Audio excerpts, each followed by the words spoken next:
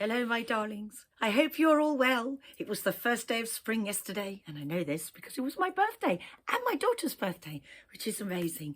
Anyway, today I thought I would bring to you a little bit of acupressure for brain health because so many of us are coping with such a lot, and particularly if you're neurodivergent, and sometimes, for anybody, whatever your label, it could be quite hard to navigate a lot of the things going on in these strange times.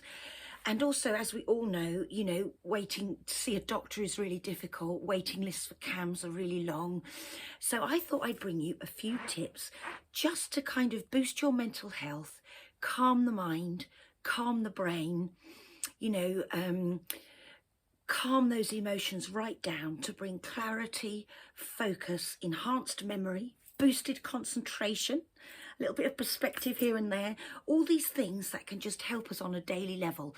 And because I've shared a little bit of massage recently, I thought I'd share acupressure because some people prefer just that slight pressure rather than more of an invasive touch, although you can make it as gentle as you want, of course, because you're in charge of it. So it's very empowering to you.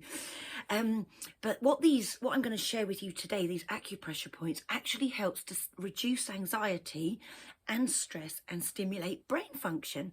So we're just sort of taking our mental health in hand a little bit, helping us through the worst days, but being proactive rather than reactive in our handling of our own mental health and sharing this information with those around us. So the first thing I'm going to show you is it's just at light pressure, and usually middle finger pressure is best because the first finger's, like you're having a drill bored into you, and the other two, and they're a bit floppy, they're a bit rubbish. So middle finger pressure is always best, but I'm not going to hold my middle finger up because otherwise it look like I'm being really rude to you all. And what you do is you just lightly press and release between the bridge of your nose, just there, just on the bridge of your nose. Press, hold, release. That's a concentration point. And we all get days, where we haven't slept very well or we've got a million things going on. Or we might be dyslexic or have ADHD, and, concentration, short-term memory can sometimes be a bit challenging. So when you just press and release that concentration point, you're gently boosting that. And then the next point is just really more or less where your hairline starts, or if you're bald, where you used to have a hairline, or where you would imagine one. I'm not being rude. Bald people are wonderful. We're all good. And you just press and release again. This is actually one of the melatonin access points in acupressure and massage. And melatonin is all about sleep, mood and aggression, so it brings great mental clarity. And then you move to just before the crown and press, hold, release there, and just do it a few times. And this is actually a still point which lowers heart rate and blood pressure. And it's also just before the crown, which is known in traditional Chinese medicine as the meeting of 100 pathways, which is basically all the meridians going up and down the body. So, with mental health particularly, you would never want to prod or do anything stimulating on the crown.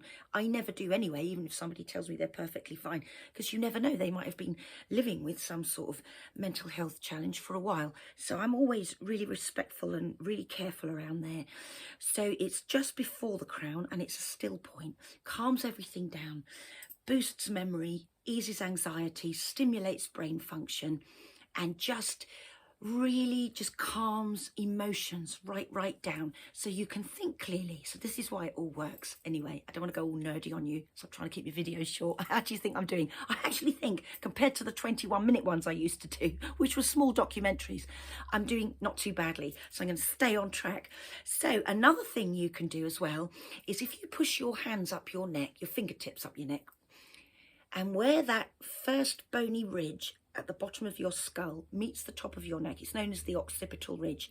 If you're not going on that ridge, you're just underneath it. There's all these gorgeously delicious pits and hollows under there. And if you just press, hold and release, working along that underneath that occipital ridge. Those are also still points.